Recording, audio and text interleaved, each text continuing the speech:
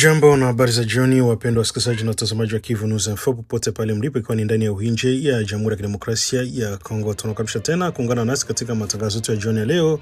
Hii kwa Jumatano tarehe 15 Julai mwaka 2026. Mimi ni Teleo Longa nikuletea habari muhimu zinazokuandaliwa kwa makini kwa kuzingatia misingi ya uandishi wa habari. Na katika taarifa leo tutakuletea uchambuzi kuhusu hali ya usalama mashariki mwa DRC, huku majeshi yanatumia kwa ya Rwanda yakitajwa kuendelea kuwepo licha shinikizo la kidiplomasia. Tafahamisha pia kuhusu hali ya kitahadhari katika eneo la Masisi, makubaliano ya amani yaliyofikiwa na makundi ya raia Mutomboki huko Walikale, pamoja na habari nyingine muhimu za usalama, afya na maendeleo. Basi usiondoke, endelea kuwa nasi mwanzo hadi mwisho wa matangazo yetu ya jioni leo kupitia Kivu News Info. Endelea kujuza tu kwamba kila siku tunaendelea kuletea matangazo yetu tukiwa mashariki mwa Jamhuri ya Kidemokrasia ya Kongo. Na basi kama leo ndio ulikuwa mara kwanza unakutana nasi kupitia mtandao wa YouTube, basi hakikisha umesubscribe, kulike, comment na kushare, na kwa lugha nasema kujabone kuemea vile na kupartager, kuendelea kusambaza habari kwa walio wengi zaidi. Na basi kama tayari utakuwa umeshafanya hivyo, acha tuendelee kusema asante sana kwa kuchagua Kivu News Info kama kituo chako chema cha matangazo.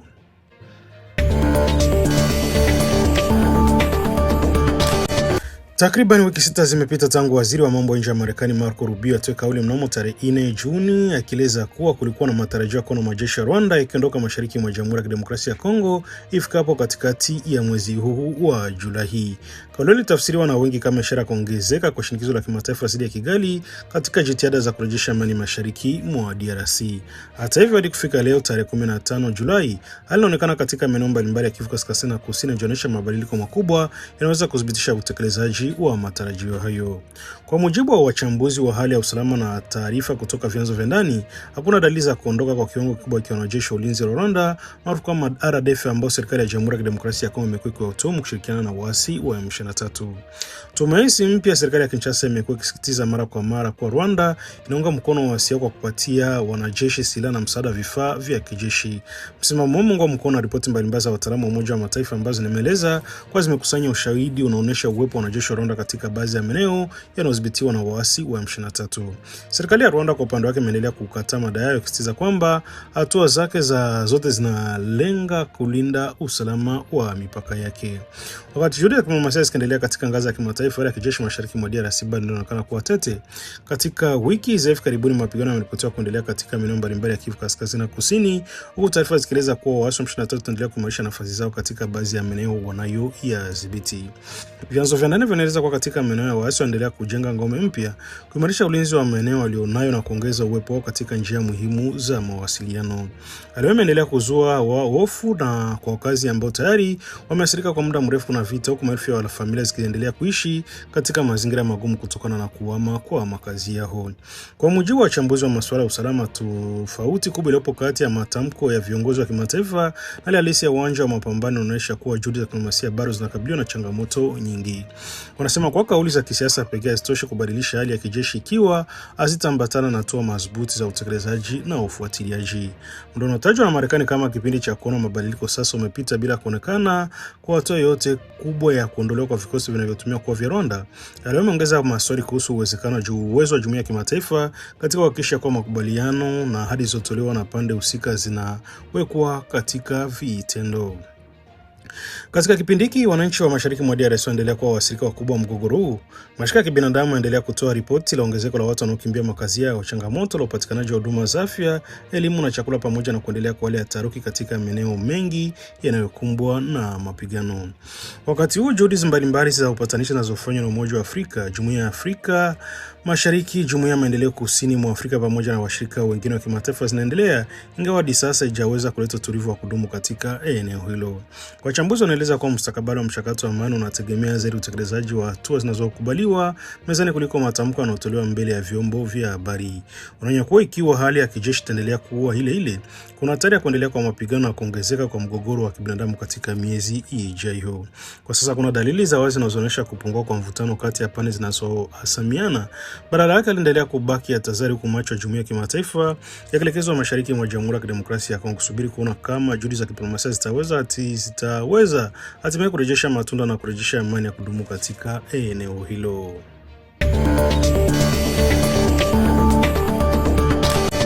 Hali ya usalama katika eneo la Masisi mkoani Kivu Kaskazini inaendelea kuwa ya tahadhari kubwa licha ya kupungua kwa mapigano katika siku za hivi karibuni.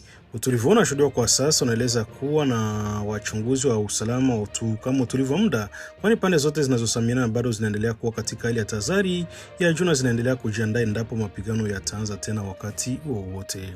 Kwa mujibu wa taarifa zilizochapishwa na wenzetu wa eneo hilo, vikosi vya jeshi la Jamhuri ya Kidemokrasia ya Kongo FARDC vikisaidiwa na wapiganaji wa Wazalendo vinafanya kile kinachotajwa kuwa ni uondoaji wa kimkakati kutoka katika vijiji vya Kingwe na Malemo vilivyoko ndani ya wilaya ya Masisi. Hatua imefanyika leo Jumatano tarehe 15 Julai, siku chache tu baada ya mapigano makali yaliyotikisa eneo hilo mnamo tarehe 12 Julai. Kwa mujibu wa vyanzo vya usalama vinavyonukuliwa na wenzetu kutoka eneo hilo, kuondoka kwa wanajeshi hao hakumaanishi kwamba jeshi la Jamhuri ya Kidemokrasia ya Kongo FARDC imeshindwa vitani au imeporomoka kijeshi, bali ni sehemu ya mpango wa kijeshi unaolenga kupanga upya vikosi, kuimarisha safu za ulinzi na kuandaa mikakati mpya operesheni kulingana na mwenendo wa mapigano. Mapigano ya tarehe 12 Julai yalikuwa miongoni mwa makali zaidi yakishuhudiwa katika eneo la Masisi ndani ya wiki za hivi karibuni. Wakati huo jeshi la Jamhuri ya Kidemokrasia ya Kongo kushirikiana na wapiganaji wa Wazalendo walitangaza kufanikiwa kuzima mashambulizi ya waasi wa M23 na kurejesha udhibiti wa maeneo kadhaa ikiwemo Ngingwe na Malemo. Ushindi unaonekana kuwa umeongeza matumaini kwa wananchi walikuwa wamekimbia makazi yao kutokana na mapigano yalikuwa yakiendelea. Hata hivyo, siku chache baadaye hali ya kijeshi ilibadilika. Vikosi vya serikali viliamua kuondoka katika maeneo hayo na ili kujipanga upya, hatua ambayo wataalamu wa masuala ya kijeshi wanaeleza kuwa ni mbinu inayotumika mara nyingi vitani ili kulinda nguvu za kijeshi, kuboresha usambazaji wa vifaa vya kijeshi na kujiandaa kwa operesheni nyingine zinazoweza kufanyika katika mazingira mazuri zaidi. Ingawa kwa sasa kuna taarifa rasmi za mapigano makubwa mapya, hali ya tahadhari bado ni kubwa. Pande zote mbili zinaendelea kufuatiliana kwa karibu, huku kila mmoja akijaribu kuimarisha nafasi zake katika mstari wa mbele wa mapigano. Vyanzo vya ndani vinaeleza kuwa harakati za kijeshi bado zinaendelea kuonekana katika baadhi ya maeneo yanayozunguka Masisi, jambo linaloonyesha kuwa hatari ya mapigano kuanza bado ipo. Kwa wananchi wanaishi karibu na maeneo hayo, hali bado ni ya wasiwasi mkubwa. Familia nyingi zinaendelea kukimbia kubaki katika maeneo ya hifadhi au kuzimekimbia vijiji vinaonekana kuwa salama zaidi. Wengine wameamua kutorejea nyumbani licha ya kupungua kwa milio ya risasi, wakihofia kuwa mapigano yanaweza kuanza tena bila taarifa yoyote. Kwa upande wa jeshi la serikali, hatua hii ya kupanga upya vikosi inaonekana kuwa sehemu ya mkakati mpana wa kuendelea kukabiliana na waasi wa M23 katika maeneo mbalimbali ya Kivu Kaskazini. Hata hivyo, sasa kuna tamko rasmi lililotolewa kuhusu hatua zinazofuata au iwapo operesheni mpya za kijeshi zitazinduliwa katika siku zijazo. Wachambuzi wa masuala ya usalama wanaonya kuwa utulivu unaoshuhudiwa kwa sasa haupaswi kutafsiriwa kama mwisho wa mapigano. Wanasema kwa historia ya mgogoro wa mashariki mwa DRC inaonyesha mara nyingi kuwa vipindi vya utulivu wa muda mfupi hufuatia na mapigano mapya, hasa pale ambako hakuna makubaliano ya kisiasa yanayotekelezwa katika pande zote zinazohasimiana. Kwa sasa wakazi wa Masisi wanaendelea kusubiri kwa matumaini kurejea kwa amani ya kudumu, hata hivyo kutokana na hiyo katika mstari wa mbele wa mapigano, huku hofu kibuka kwa mashambulizi mapya bado yanaendelea kutanda katika eneo hilo, huku mustakabali wa usalama ukitegemea mwenendo wa vikosi vinavyopambana na maamuzi yatakayochukuliwa katika siku zijazo.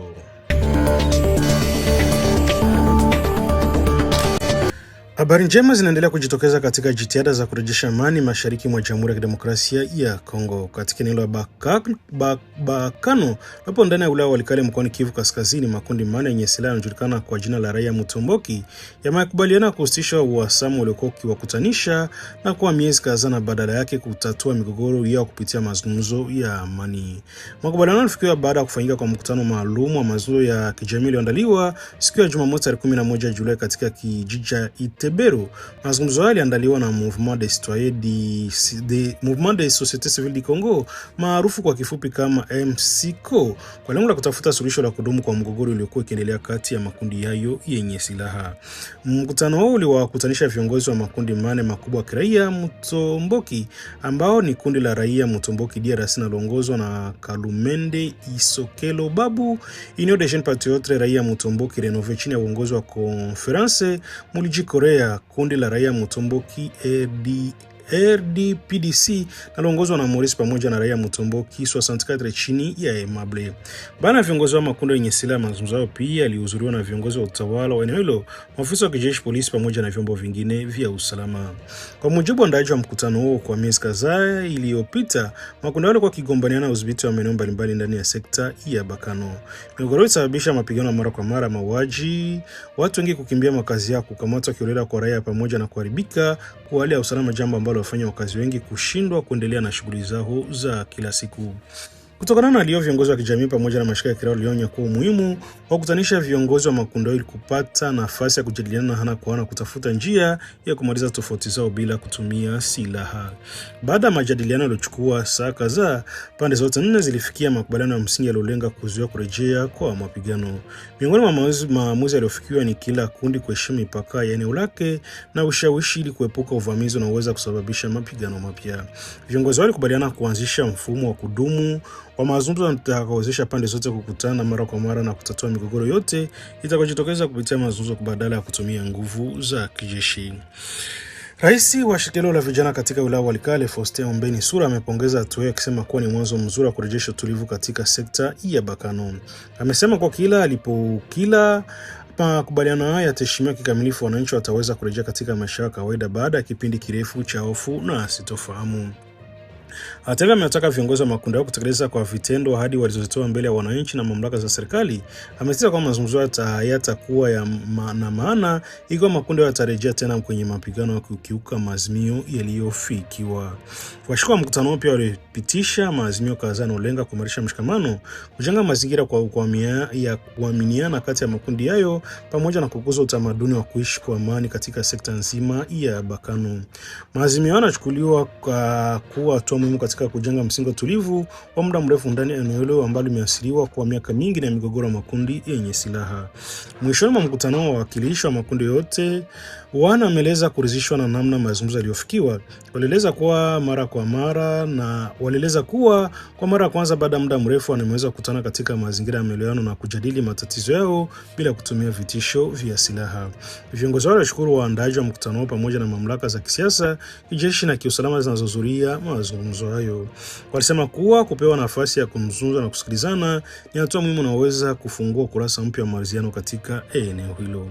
Hatimaye makundi ya amani alisitiza dhamira ya kuendelea na mchakato wa maridhiano. Ushirikiano yameeleza kuwa amani ya kudumu katika sekta ya Bakano inaweza kupatikana ikiwa kila upande utaheshimu makubaliano yaliyofikiwa na kuendelea kutumia njia ya mazungumzo katika kutatua migogoro. Wananchi wa Bakano sasa wana matumaini kuwa makubaliano hayo yatarejesha usalama, yatawaruhusu wakimbizi wa ndani kurejea katika makazi yao na tafungua tena njia ya maendeleo ya kijamii na kiuchumi katika eneo hilo la Walikale ambalo limeendelea kuathiriwa kwa muda mrefu na migogoro yenye silaha. Mtoto mmoja mwenye umri wa miaka 3 amejeruhiwa vibaya usoni baada ya kulipuka kwa kifaa cha mlipuko katika kitongoji cha Nkasa, eneo la Pinga, ndani ya wilaya ya Walikale mkoani Kivu Kaskazini. Tukio limetokea Jumanne tarehe 14 Julai na limezua hofu kubwa miongoni mwa wakazi wa eneo hilo. Kwa mujibu wa taarifa zilizokusanywa kutoka Pinga, kifaa hicho cha mlipuko kinadaiwa kulipuliwa na mwanajeshi wa jeshi la Jamhuri ya Kidemokrasia ya Kongo FARDC anahudumu katika kikosi kinachojulikana kwa jina la Hibu. Mashahidi walikuwepo eneo la tukio wanasema kwamba mwanajeshi alifanya kitendo hicho akiwa katika hali ya hasira kali baada ya kudhani kuwa amemkuta mwanamke anaishi naye kakiwa pamoja na mwanaume mwingine ambaye alimshtumu kwa mpinzani wake wa kimapenzi. Dawa katika hali hiyo ya ghadhabu aliamua kutumia kifaa hicho cha mlipuko atosababisha mlipuko mkubwa katikati ya eneo hilo la makazi ya wananchi. Kutokana na mlipuko, mtoto wa miaka 3 alikuwa karibu na eneo hilo alipigwa na vipande vya mlipuko vilivyompasua uso.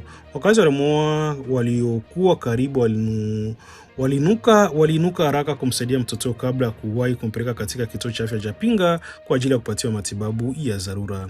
Vyanzo vya kitabibu vinaeleza kuwa mtoto anaendelea kupokea matibabu vizuri huku madaktari wakifuatilia kwa karibu hali yake ya kiafya. Hata hivyo, kuna taarifa rasmi iliyotolewa kuhusu kiwango halisi cha majeraha aliyoyapata. Baada ya tukio, mwanajeshi huyo alihusishwa na mlipuko huo alikamatwa mara moja na wenzake wa jeshi kabla ya kukabidhiwa kwa mamlaka husika za kijeshi. Hatua inalenga kuhusu uchunguzi ufanyika ili kubaini mazingira kamili ya tukio pamoja na kubaini iwapo kulikuwa na ukiukwaji wa sheria za kijeshi na jinai. Mamlaka za kijeshi zinatarajiwa kufungua uchunguzi rasmi ili kubaini chanzo cha matumizi ya kifaa hicho cha mlipuko katika eneo la raia pamoja na kuwajibisha wahusika endapo watapatikana na makosa. Hilo limeibua upya wasiwasi mkubwa miongoni mwa wakazi wa Pinga huku kuhusu usalama wa raia wanaoishi karibu na maeneo yenye wanajeshi wenye silaha. Wananchi wanasema matumizi holela ya silaha na vifaa vya mlipuko katika maeneo ya kazi yanaweka maisha ya watu wasiokuwa na hatia hususani watoto katika hatari kubwa. Baadhi ya wakazi wametaka amri ya jeshi la Jamhuri ya Kidemokrasia ya Kongo kuimarisha nidhamu ndani ya vikosi vyake na kuhakikisha kwamba kila mwanajeshi anakiuka sheria kuhatarisha maisha ya raia anachukuliwa hatua kali kwa mujibu wa sheria za kijeshi.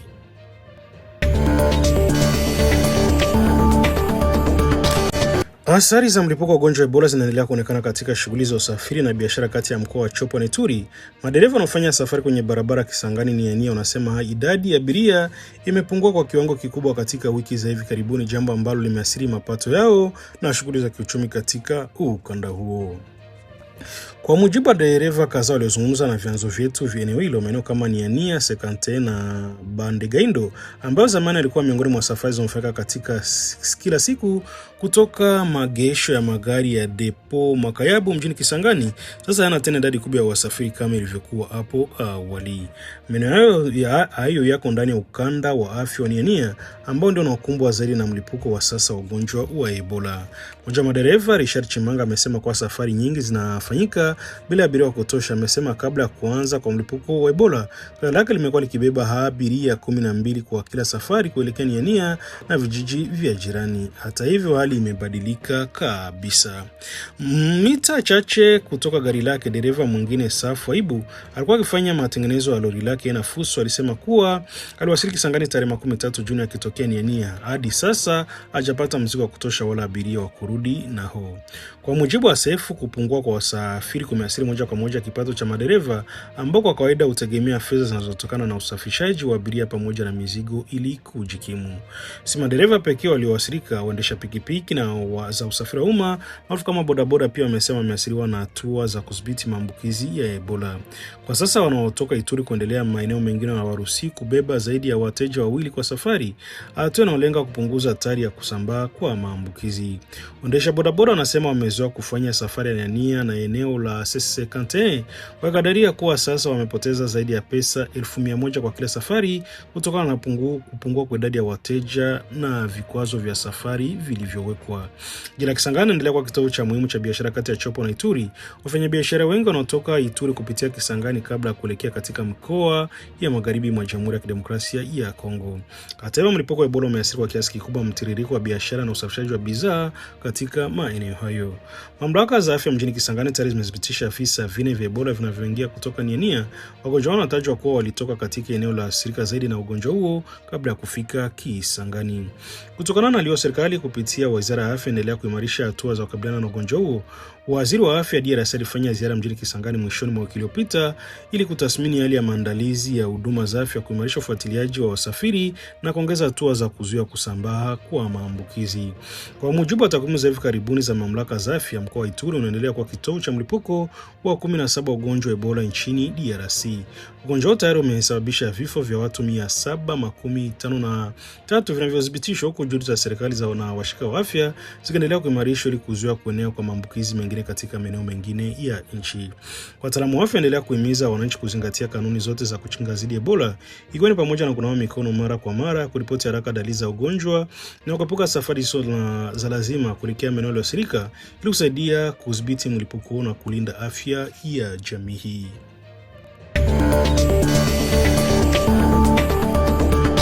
Mpendwa wa msikilizaji na mtazamaji wa Kivu News Info, ni hapo ndipo tunahitimisha taarifa yetu ya jioni ya leo kwa Jumatano tarehe 15 Julai mwaka 2026. Tunashukuru sana kwa kuendelea kuichagua Kivu News Info kama chanzo chenu cha habari za hakika kutoka Jamhuri ya Kidemokrasia ya Kongo, kanda wa maziwa makuu na dunia kwa ujumla. Mimi ni Loje Longa, na kwa niaba ya wahariri na waandishi wa habari wa Kivu News Info, nawatakia jioni njema na usalama popote pale mlipo. Endeleeni kufuatilia kupitia kurasa zetu za YouTube, Facebook, TikTok na kwa habari zinazochipuka kuepuka kila wakati. Basi kabla sijatimisha na sijaondoka ndani ya studio, endelea kukumbusha tu kwamba huenda leo ndio ilikuwa mara kwanza unakutana nasi kupitia mtandao wa YouTube. Basi kabla kuondoka, hakikisha umesubscribe, kulike, comment na kushare, na kwa nini unasema kujabone kwa vile vile na kupartage, kuendelea kusambaza habari kwa walio wengi zaidi. Na basi kama tayari utakomeshafanya hivyo, acha tuendelee kusema asante sana kwa kuchagua Kivu News Info kama kituo chako chema cha matangazo.